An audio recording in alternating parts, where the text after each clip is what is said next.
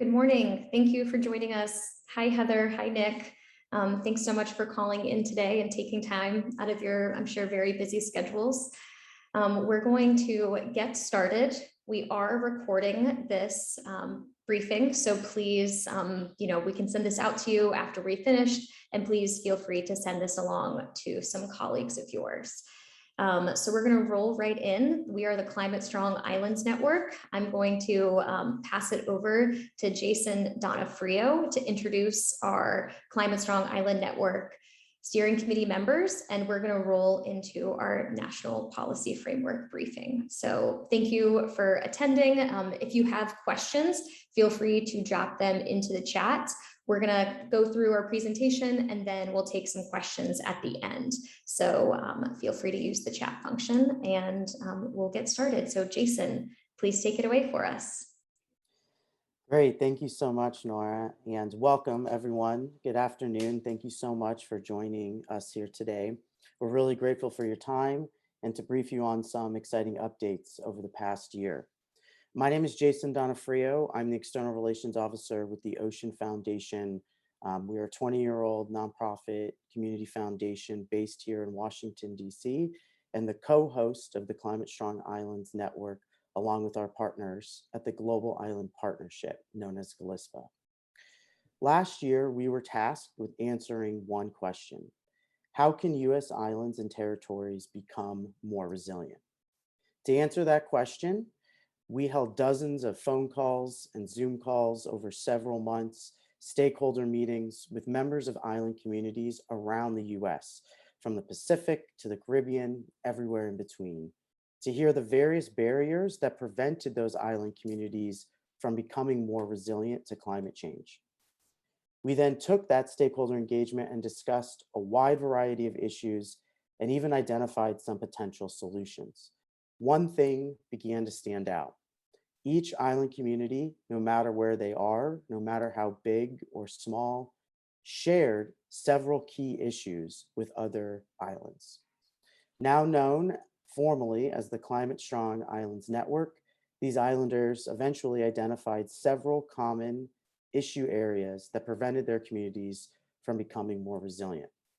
Issues such as watershed planning, transition to clean energy, better preparing for disasters, waste management, and developing a sustainable marine economy are some of the issues that all island communities face. We have captured those issues and develop solutions in what we're presenting here today, the Climate Strong Islands Network National Policy Framework. And we see this policy framework as an outline to begin addressing island needs and a pathway to becoming more resilient. The Climate Strong Islands Network is governed by an independent steering committee with wide representation from across all U.S. island communities.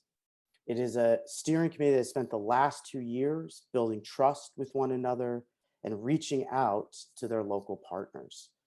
The Ocean Foundation has had the immense pleasure and privilege of working with NOAA and the U.S. State Department on a variety of issues related to many of the areas identified.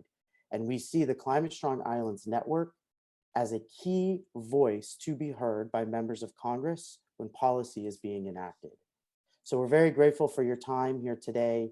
And with that, I would like to introduce Suzanne McDonald from the Island Institute, who is going to present on our first slides. Thank you. Thanks, Jason. Good afternoon, everybody. It's lovely to be with you here today to talk about an set of issues that I think we all feel quite passionately about, and we hope we can start a conversation with you all on. As Jason said, my name is Suzanne McDonald. I'm the Chief Community Development Officer of a nonprofit organization based on the coast of Maine called the Island Institute. For the last 40 years or so, we've been working with island communities in Maine and beyond, as well as remote coastal communities here, to support them in confronting change. And that will be a theme of some of what we talk about today in terms of building resiliency in the face of change. Just to kind of give you a little bit more context of where we're all coming from here today, I think islands in a way are very interesting for all of us to think about, whether we have islands in our district or in our hearts. I think there are lessons from islands that we can pull forward that are of relevance for all Americans, for all American communities. Islands in many ways, are the frontier of the United States, from Guam and the Northern Marianas to the west, to Puerto Rico and the Virgin Islands to our east, to the islands off the coast of Maine where I am, to the islands within the Great Lakes or off the Puget Sound in terms of the north. These places may seem far-flung or remote, but we think there's a lot we can learn from them, in the sense that islands, when bordered by waters, are oftentimes distinct communities, where microcosms of sorts, where we can see things more clearly there than in mainland environments. We think that that is ideally something that we can all learn from. And while these islands within the Climate Strong Islands Network may have differences in many ways, in terms of forms of governance, we have some that are territories, some that are states, some that are parts of states, like the islands where I live here in Maine. They have various population sizes. Some are quite large, some are quite small. We have different histories, cultures, and in terms of access to resources, differences in challenges and opportunities. But as Jason said, Climate Strong Islands Network was really founded with a belief that these islands have more in common than we have in difference. And what we overwhelmingly share now in common is that we're at the front lines of change.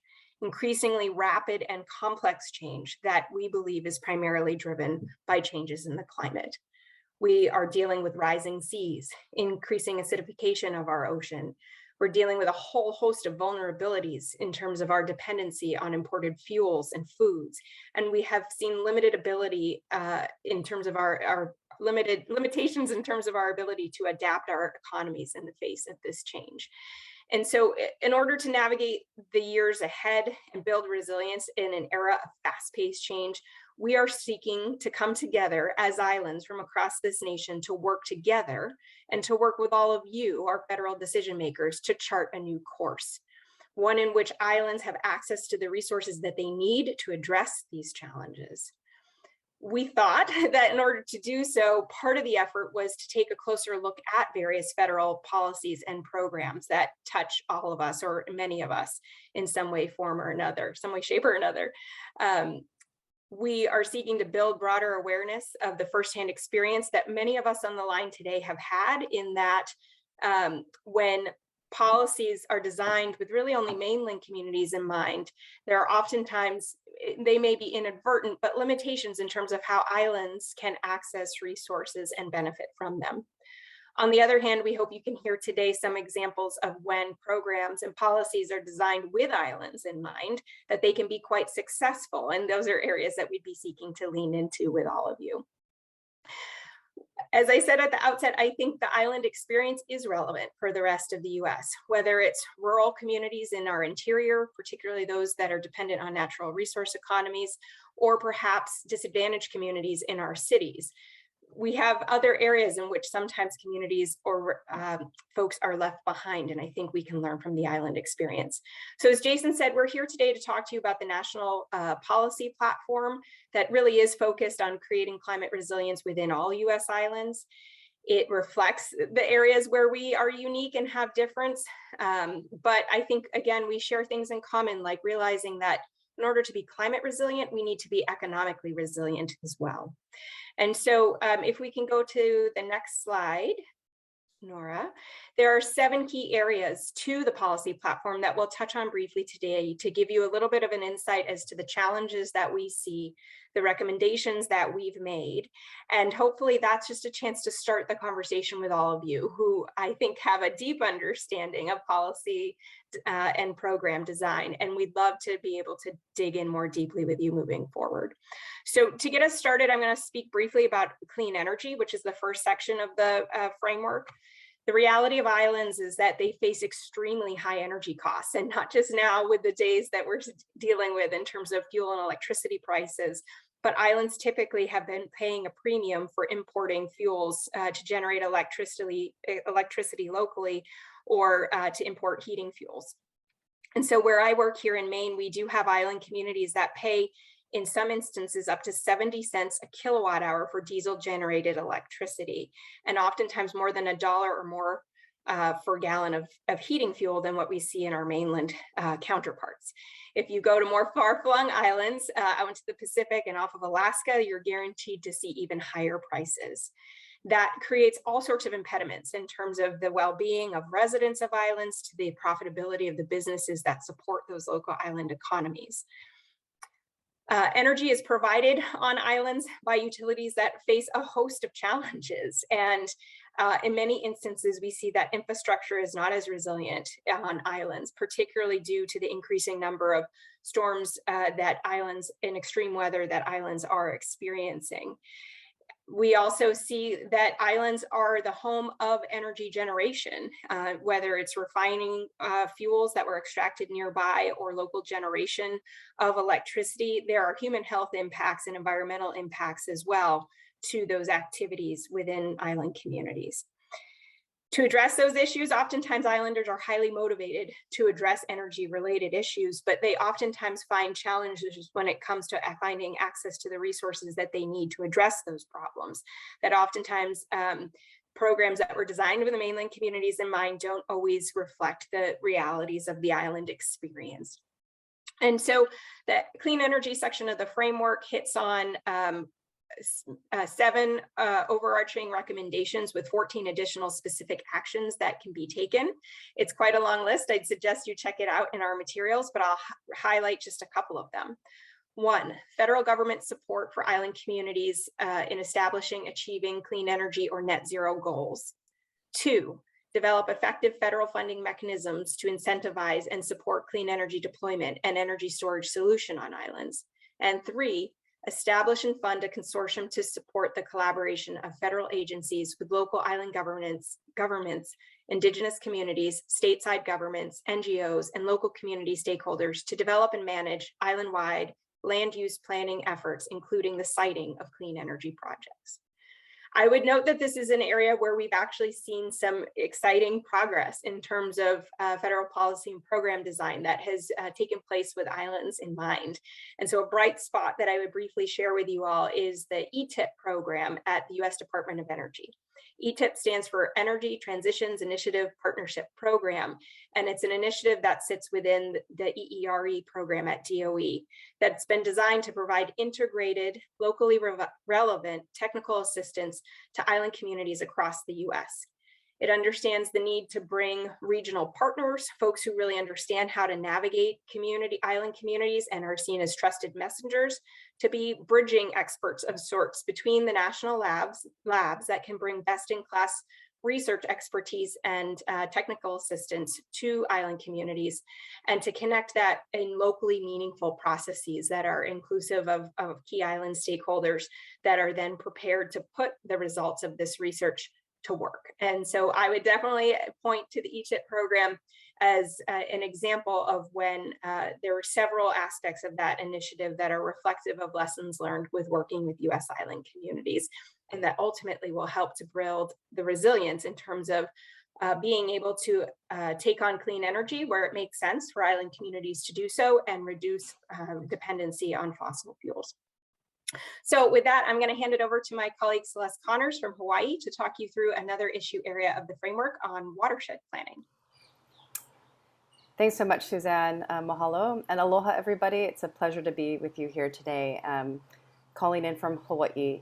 And as we talked about, the next area we'll talk about is the watershed planning, but I do want to note that what Suzanne said about island economies is actually spot on. And actually the United States itself is an island nation, and we've heard this many times, not just because of the islands within the United States, but how it interacts with other economies. Where I'm sitting here in Hawaii, that's very relevant. When we think about our relationships with islands in the Asia-Pacific region, which is a real imperative from a national strategic policy perspective, and the communities that they serve, and the communities, the island communities, and the relationships that we develop within this island context. In addition, I would say that islands are the original circular economies, and our ability to fast track and look at solutions from ridge to reef is something I'll talk a little bit more about today. I'm just really delighted to be part of this really amazing group. Watershed planning is a strategic and key issue for us and the communities that are in the watershed, and how we can protect those communities. And what we found from speaking with members of our island communities is that the United States islands need government policies that help them use and develop available land in ways that make them as prepared as possible to address these severe weather events and sea level rise. Sustainable land use planning is critical for island communities when facing the increased likelihood of more severe storms and natural disasters, and we've experienced many of those in Hawaii. But oftentimes island communities feel the need to prioritize short-term revenue generating projects over the long-term key infrastructure investments. That said, through innovative partnerships like those that are on this call today, islands have developed models for short-term consensus building around long-term goals. And this is pretty remarkable. And this is needed more broadly. So again, islands can serve as examples. And this takes place in various discussions that we're having across the country. So the framework establishes 3 overarching policy recommendations with 12 additional specific actions that address this issue. I'll just highlight a few of those. Requiring meaningful island community participation, including indigenous communities, in all federal, coastal, and watershed-related processes, agreements, and policy decisions that impact island communities. We also call for providing incentives for island communities to prioritize land conservation over development, including protecting lands like forest, wetlands, and farms through agriculture and conservation easement programs. Another example is providing federal funding and technical assistance for restoration efforts. Plantings focused on restoring entire watersheds rather than a more patchworked approach. As we say in Hawaii, mauka to makai, a ridge to reef approach. And I'd like to share just one example of that in Hawaii, the Alawai Watershed Collaboration, which is an innovative partnership of community members that have come together representing civil society, our business sector, our government at the city and county level, state and national level. And together we have a shared vision of a more prosperous future for the Alawai, which is a very large watershed that feeds directly into the heart of our economy, into Waikiki. And over a period of years, we've been convening this group to find out actually what matters to this group, that we can both measure the progress through an online data portal, but that we can identify the specific projects and needs in the community. And through this, in partnership with our federal partners, we've been able to establish a holistic watershed management plan that really looks at the ways of leveraging federal resources, looking at reducing that risk and creating efficiencies through the entire system by taking a more holistic approach. We say that progress moves at the pace of trust. And so processes like this actually build the trust necessary to move forward more quickly. Right now, we've identified specific projects in the watershed, from invasive species management to working with our private sector partners downstream on the golf course. So this is just one example I'd like to highlight, and the need for these types of federal partnerships, including the Urban Water Federals Partnership and others. Another example or bright spot worth highlighting is the GROW initiative, which is the Guam Restoration of Watersheds initiative that develops innovative solutions to reduce land erosion and subsequent sedimentation on downstream coral reefs.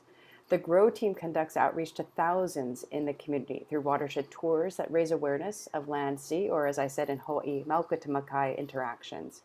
Innovations including drones, off-road vehicles, and seed slings are used to plant trees, which is all very exciting. So together, actions like this and others outlined in the framework can help island communities better manage their land and thereby become more climate resilient.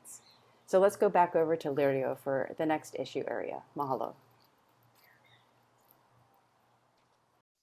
Good morning. Buenos días a todas y todos.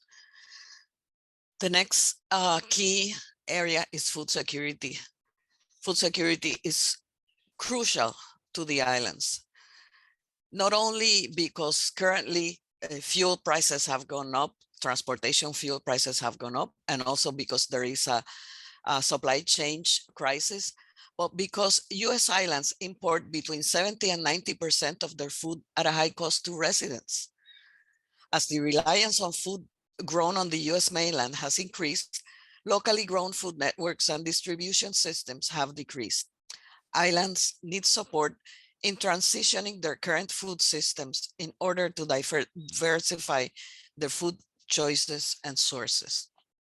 We recognize that all food security issues will not be solved by growing food on islands, and that some islands do not have the climate and land needed to grow food. So transportation, storage, distribution, and refrigeration issues must also be addressed to achieve sustainable, healthy, climate resilient food systems. In our policy recommendations, we have established 3 overarching policy recommendations with 17 additional specific actions that can be taken to fulfill those recommendations.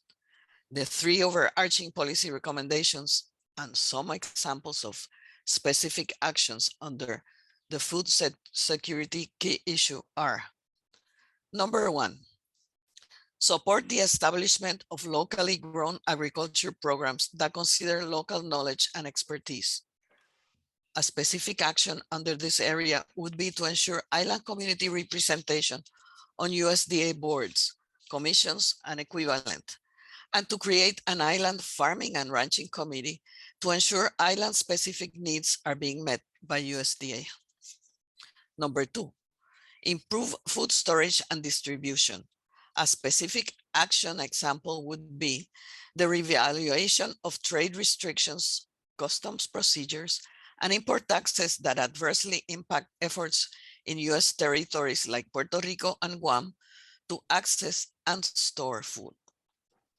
3, support long-term land use planning and practices.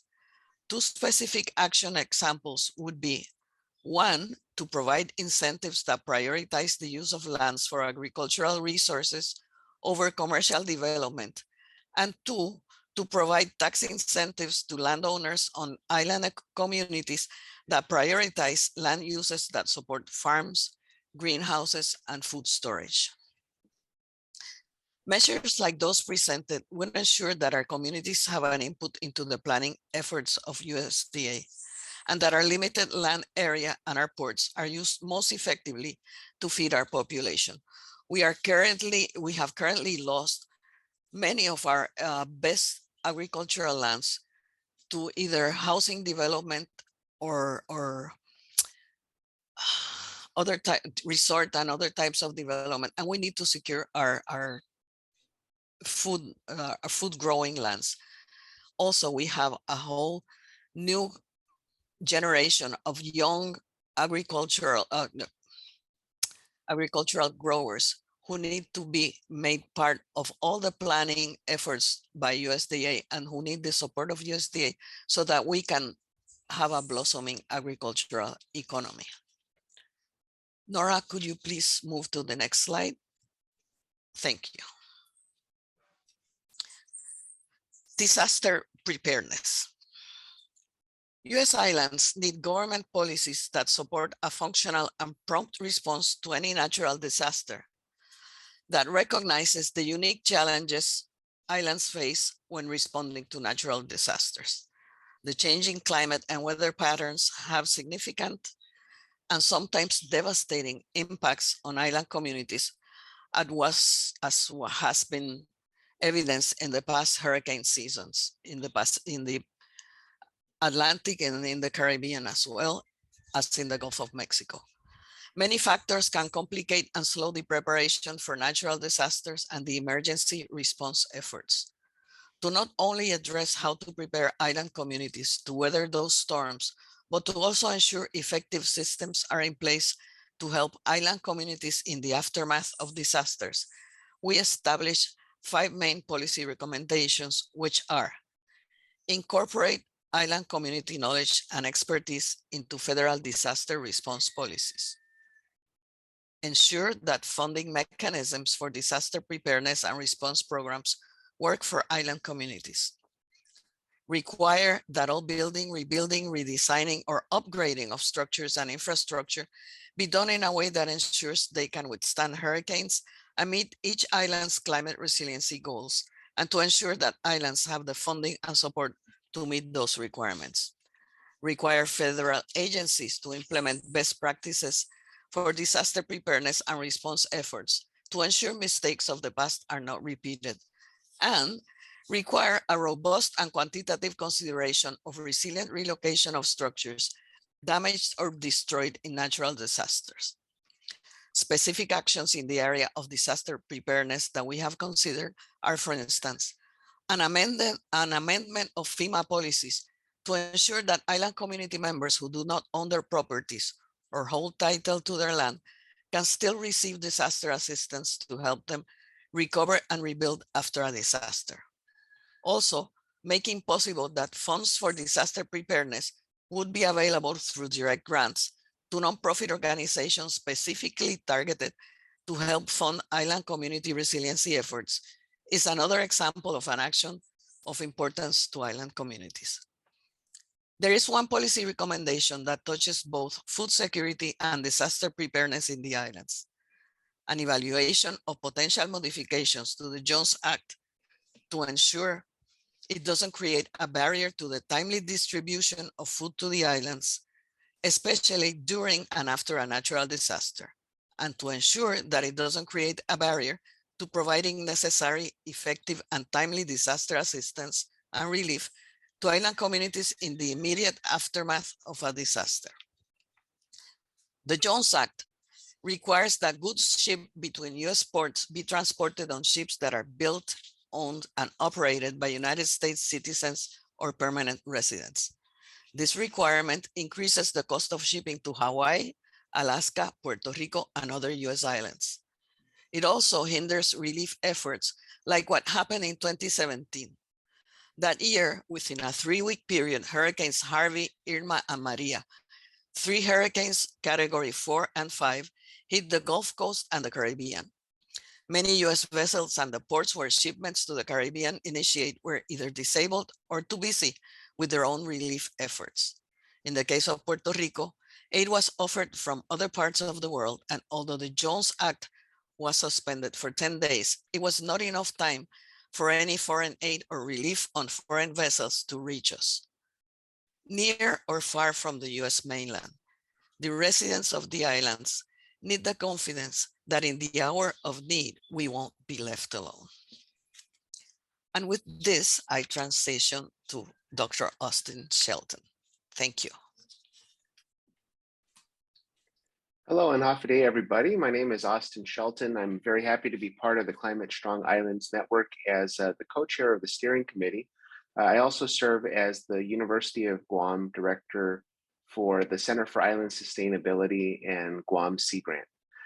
This next topic about the marine economy, we like to share that U.S. islands and the country would benefit from government policies that promote and protect our marine resources, shoreside infrastructure, and sustainable thriving fisheries that support island marine economies and combat climate change at the same time. Islands have unique assets. We've got estuaries, mangroves, the open ocean, and incredible coral reefs. In fact, where I'm from in Guam, we have the most diverse coral reefs in the United States. But sadly, we lost nearly a third of these coral reefs due to rising sea surface temperatures in just the last decade. And we also have marine resources that we count on to provide economic, ecological, and cultural value to islands and the country as a whole. So with these resources and the challenges we are facing in the national policy framework, we're recommending that there is a focus on infrastructure funding for building and upgrading and maintaining resilient waterfronts that can withstand hurricanes, sea level rise, and frequent flooding. We are also seeking infrastructure that supports more resilient coastal areas, such as our shorelines and our watersheds, which Celeste spoke about a little bit ago. There's other ideas that would also be helpful to our islands, such as establishing sea grant programs, which is a program under the National Oceanic and Atmospheric Administration in partnership with colleges and universities across the country, establishing sea grant programs in all U.S. islands to bring the science of coastal resources to the community.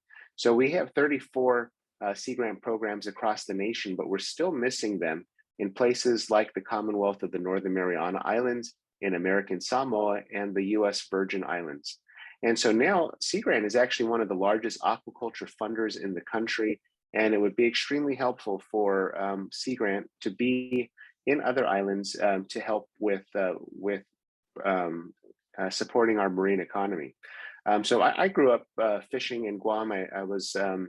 My house was close to the shoreline, as I grew up, I could see how the size and the quality of fish was reduced over time. So aquaculture is really an important opportunity, not only for improving and supporting blue economic activity, but it's also something that will take the pressure off of our marine fish stocks and increase our local food security. The next topic that we have for you today is waste management. And so, just thinking about the House Natural Resources Committee and the opportunities that we've seen over the past couple of years,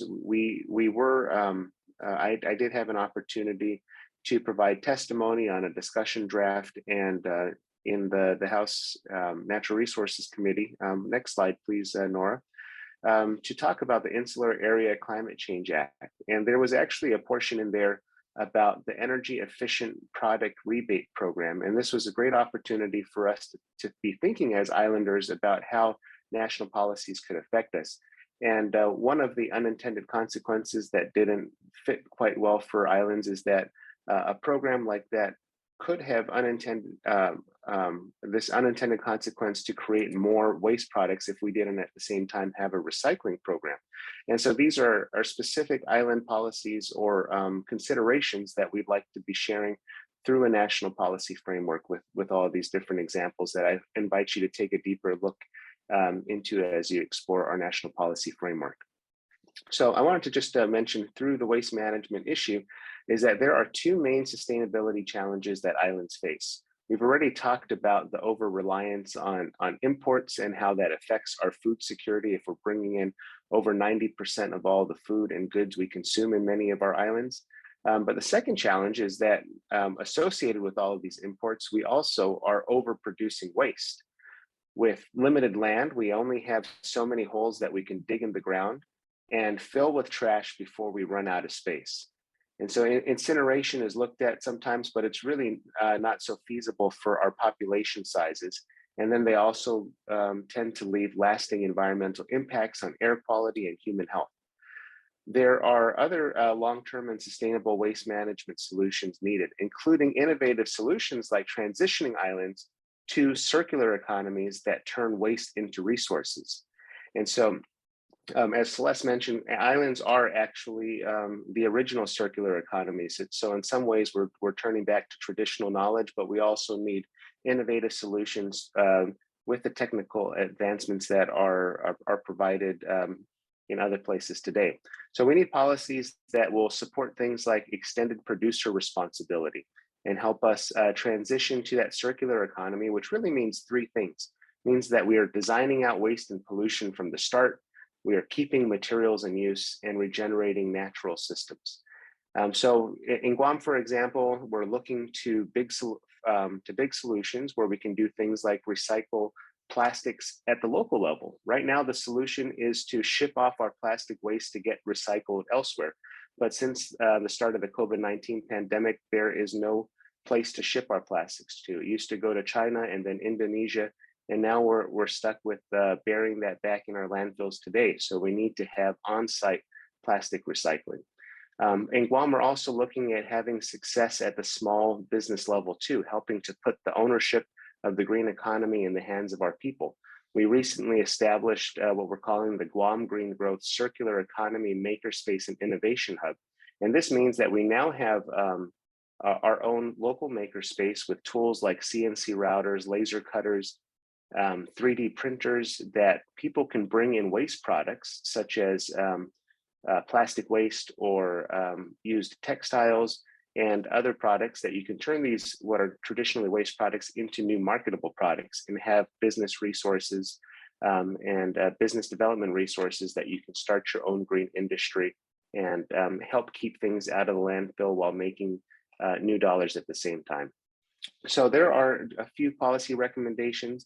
That circular economy part is a big one, but we also want to bring locally and culturally relevant program support to islands to provide things like technical assistance, capacity support, and funding to establish effective waste management systems overall for our trash recycling and large-scale composting programs.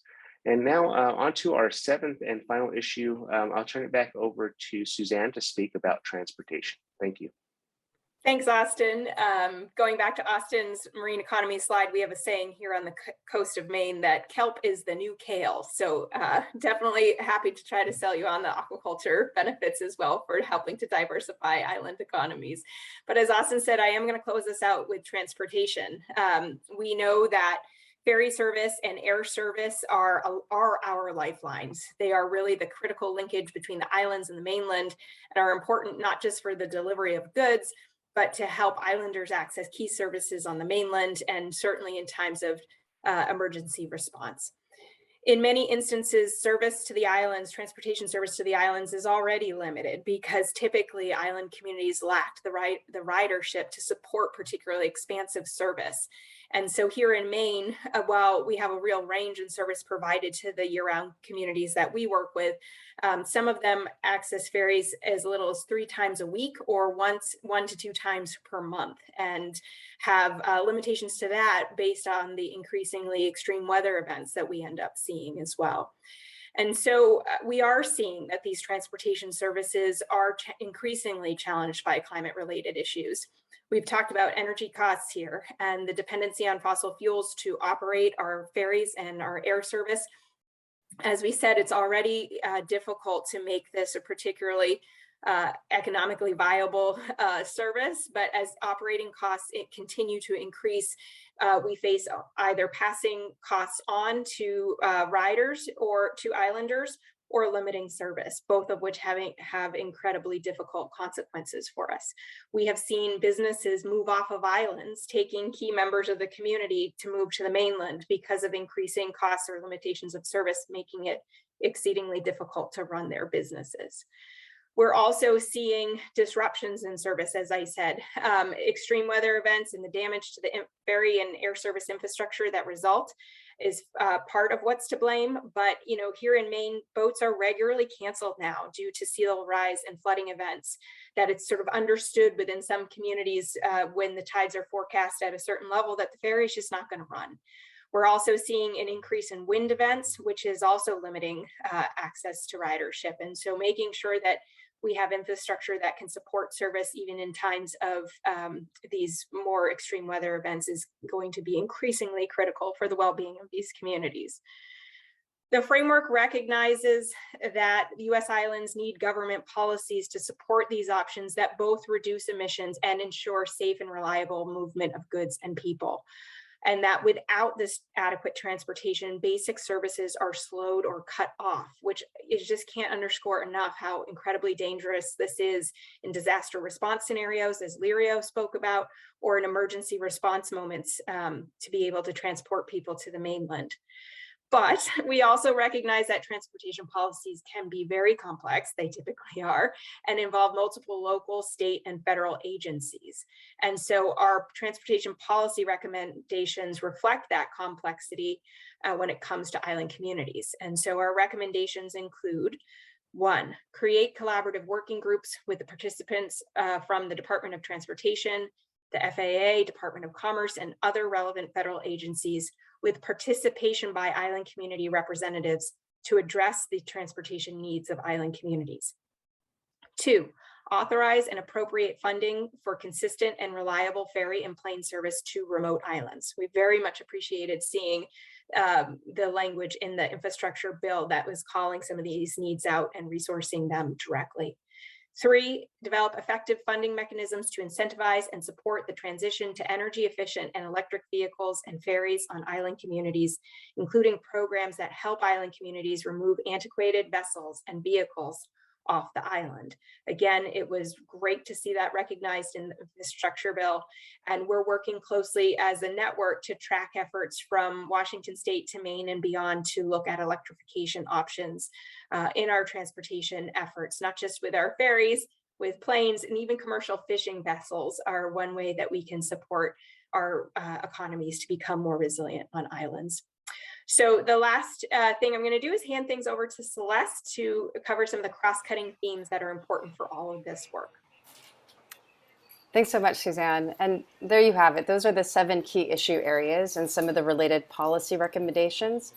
But as a few other things emerged in our conversation with islanders we spoke with last year, concepts that consistently stood out during every conversation we had, including these cross-cutting themes of representation, local capacity development, and access to information and technology. And these were consistent across the board and directly impact an island's ability to address climate resiliency and to build back more effectively. And what we learned was that it's critical to fully understand these themes in order to properly implement policies outlined in the 7 key areas.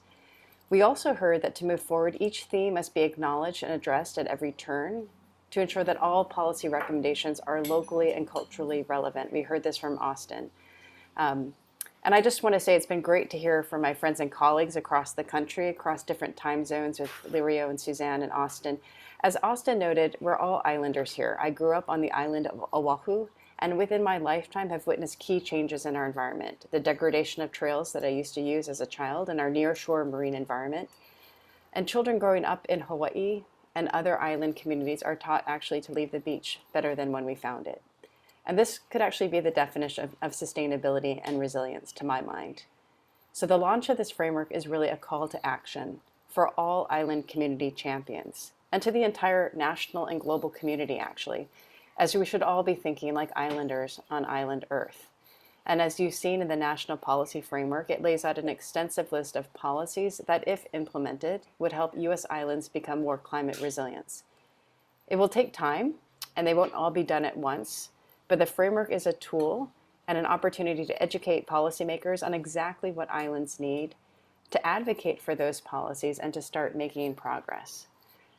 But in order for us to make progress, we need advocates and leaders like all of you here to get the word out, to share your stories and your challenges that you face in your own island communities.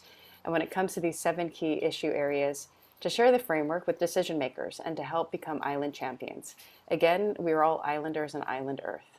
And with that, I'd like to hand it back over to our team. We're delighted to be able to answer any questions that come up and to really engage you in this pathway towards resiliency. So thank you very much, and mahalo.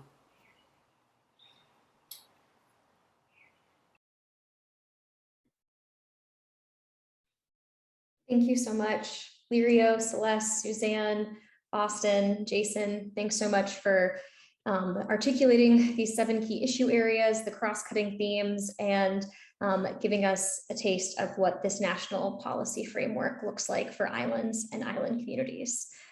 So we have a few moments left. Thank you all for joining us.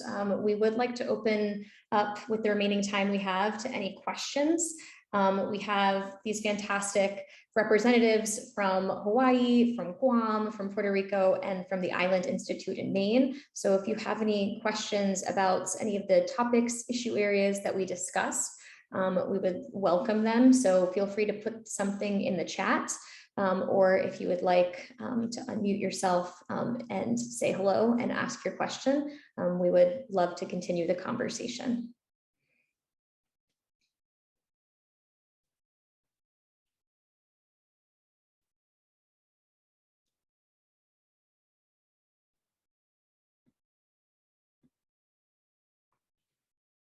While you all are thinking about some of those questions, I'm going to pass it over to Matt Mullen as some reminders for next steps and how you can continue to work with the Climate Strong Islands Network and engage with us.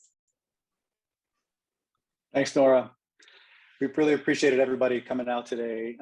We wanted this briefing to be a beginning and not the end. This is the beginning of a discussion that we'd like to have with you and your colleagues over the next several weeks, months, and even longer, as long as it takes. So we invite you to continue the conversation. We welcome further discussion, as Nora just said. If any of these issue areas or policy recommendations struck you, please reach out to us, and we may be in contact with you as well. We'd like to keep our foot on the gas, so to speak, with these 7 key issue areas and all the policy recommendations outlined in the framework, because they are so critical to these island communities in their strive towards achieving climate resilience. We do have a couple more minutes for questions. So if you do have questions, please go ahead and throw them out. Matt, as folks are waiting, if I might just weigh in here, I just think even listening to the examples of colleagues from across the country today, again, in different time zones, Austin being the earliest, it does strike me that what is a challenge often at the federal level, the macro level, is to really engage deeply in local communities. And the reason why I'm part of CSIN and our group is delighted to engage in these conversations is because it really looks at locally and culturally appropriate projects and actions. Again, progress is moving at the pace of trust, and these localized partnerships are critically important to actually surface the very projects that we need to build resilience against the backdrop of climate change.